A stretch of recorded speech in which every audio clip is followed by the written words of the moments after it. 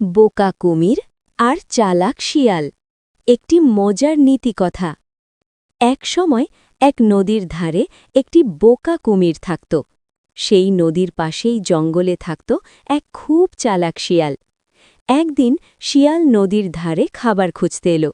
কুমির তাকে দেখে ভাবল, আজ তো ভালো শিকার পেয়ে গেছি। কুমির চুপচাপ পানির নিচে লুকিয়ে থাকল।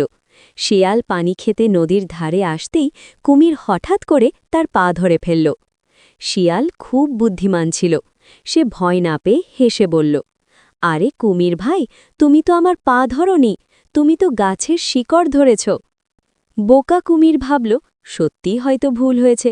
তাই সে শিয়ালের পা ছেড়ে দিল। শিয়াল সাথে সাথে দৌড়ে জঙ্গলের ভেতরে চলে গেল। কুমির তখন বুঝল সে ঠকেছে। সে রাগ করে বলল, আহা, শিয়ালটা আমাকে বোকা বানিয়ে পালিয়ে গেল। তারপর থেকে কুমির ঠিক করল আর কখনো এত সহজে কাউকে বিশ্বাস করবে না।